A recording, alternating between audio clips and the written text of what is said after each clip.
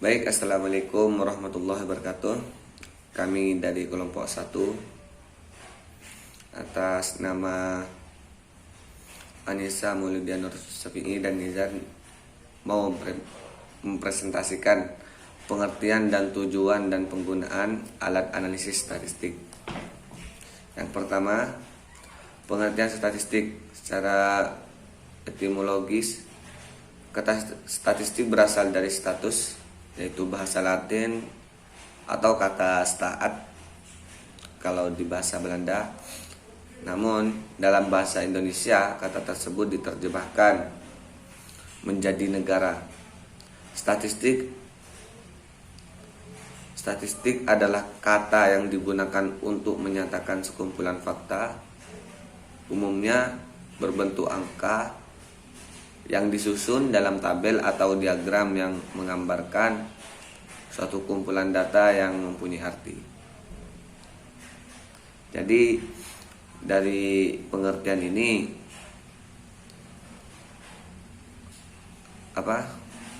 dari pengertian statistik ini sudah jelas bahwasanya ya digunakan untuk menyatakan sekumpulan fakta. Ya, namun dibentuk sebuah angka-angka yang disusun dari tabel yang menggambarkan suatu kumpulan data yang punya arti, seperti itu. Lanjut, yang kedua yaitu tujuan statistik. Di sini tujuan statistik ada 6. Sebagai sumber bahan atau keterangan mengenai berbagai hal, mendeskripsikan atau menjelaskan data terkait populasi tertentu, memperoleh gambaran masalah dari sebuah populasi, memberi estimasi dari data untuk dijadikan sebagai dasar pengambilan keputusan, membantu menganalisis data agar dapat mengetahui nilai dari suatu hal, mengurangi luasnya jumlah populasi ke dalam ukuran yang lebih kecil agar dapat dipahami dengan mudah. Ya, itu ada 6. Lanjut, selanjutnya fungsi statistik. Jadi kalau fungsi statistik ini ada 2. Yang pertama fungsi deskriptif, yang kedua yaitu fungsi referensial.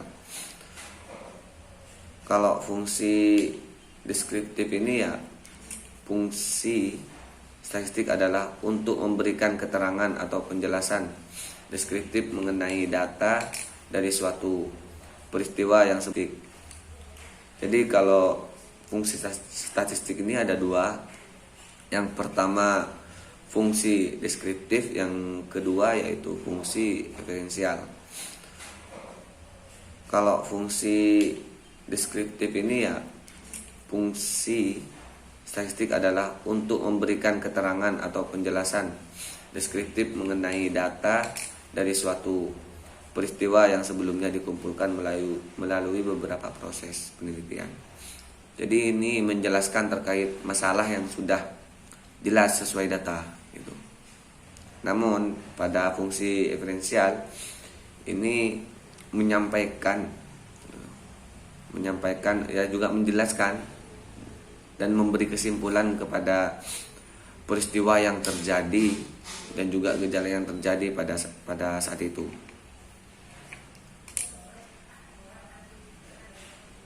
Yaitu fungsi statistik adalah sebagai estimasi atau hipotesis yang kemudian dijadikan landasan dalam memprediksi suatu hal berdasar atau data, gejala, serta peristiwa. Lanjut kepada metode statistik. Dalam metode statistik juga ada 2. Ada 2. Yang pertama statistik deskriptif, yang kedua statistik referensial.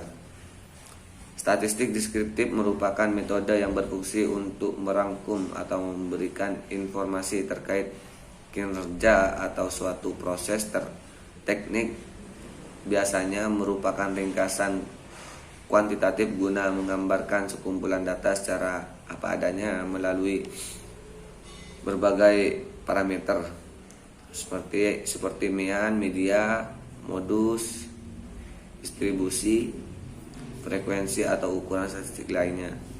Yang kedua, statistik evidensial berbeda dari metode deskriptif yang merangkum sampel. Statistik evidensial lebih berfokus memberikan kesimpulan umum dari sifat-sifat suatu populasi yang menguji hipotesis guna memperoleh deskriptif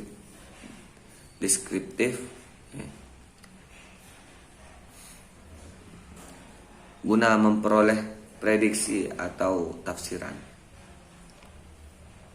Lanjut, jenis-jenis statistik. Di sini jenis Saya akan menjelaskan tentang jenis statistik. Statistik adalah hal terkait pengumpulan data yang terbagi ke dalam beberapa jenis berdasarkan kriteria tertentu. Adapun jenis-jenis statistik adalah sebagai berikut. Yang pertama yaitu berdasarkan orientasi pembahasan. Statistik berdasarkan orientasi pembahasannya dibedakan menjadi jenis matematika dan terapan. Tipe matematika merupakan statistik yang mengutamakan pemahaman model, penurunan konseptual, rumus statistik matematika teoritis, uji normalitas atau homogenitas, analisis regresi, galat, dan lainnya. Sementara statistik terapan lebih berfokus pada pemahaman konsep dan teknis statistik yang hanya digunakan atau diterapkan dalam disiplin ilmu tertentu. Yang kedua yaitu berdasarkan fase dan tujuan analisis. Berdasarkan fase dan tujuan analisis, jenis statistik terbagi menjadi deskriptif dan inferensial. Seperti yang sudah dijelaskan di atas, model deskriptif berkaitan dengan proses pengumpulan serta penyajian data dalam bentuk tabel, grafik, diagram, mode, dan sebagainya. Sebaliknya, statistik inferensial cenderung memberikan prediksi dan kesimpulan umum dari berbagai hipotesis yang diperoleh dari data atau peristiwa. Yang ketiga yaitu berdasarkan asumsi distribusi populasi data. Menurut asumsi distribusi populasi data, terdapat statistik parametrik dan non-parametrik. Singkatnya, statistik parametrik adalah jenis data yang digunakan berdasarkan model distribusi normal. Sedangkan tipe non-parametrik dilakukan melalui metode distribusi gratis. Dan yang terakhir yaitu berdasarkan jumlah variabel terikat. Dari jumlah variabel terikat, jenis statistik dibedakan ke dalam tipe univariat dan multivariat. Statistik univariat merupakan jenis data yang hanya mempunyai satu variabel dependen. Sementara tipe multivariat ialah statistik dengan jumlah variabel dependen lebih dari satu. Penggolongan data. Yang pertama, data berdasarkan sumber. Data berdasarkan sumber terdiri dari kelompok, yaitu data primer dan data sekunder. Data primer adalah data yang diperoleh dari sumber pertama, baik dari hasil pengukuran maupun observasi langsung. Sedangkan data sekunder adalah data yang diperoleh bukan dari sumber pertama. Sebagai contoh, data pendapatan petani yang diperoleh dari petani adalah termasuk ke dalam kelompok data primer. Sementara data pendapatan petani yang diperoleh dari Dinas Pertanian termasuk ke dalam kelompok data sekunder. Data berdasarkan sumber jangan dirancungkan dengan pengertian sudah diolah atau belum diolah. Sebagian kalangan menyebutkan bahwa data primer adalah data yang belum diolah, sedangkan data sekunder adalah data yang sudah diolah. Pengertian ini tidak tepat karena menyalahi makna dari pengertian primer dan sekunder. Yang kedua yaitu data berdasarkan jenis. Data berdasarkan jenis terdiri dari dua, yaitu data kualitatif dan data kuantitatif. Data kualitatif adalah data yang dinyatakan dalam bentuk kata, kalimat, dan gambar. Dengan kemajuan ilmu statistik, maka data kualitatif dapat dikuantitatifkan dalam bentuk data nominal dan ordinal. Sementara itu, data kuantitatif adalah data yang berbentuk angka atau data kualitatif yang diangkakan. Data kuantitatif dibagi menjadi dua, yaitu data kategori dan data numerik. Data kategori biasanya berbentuk data nominal.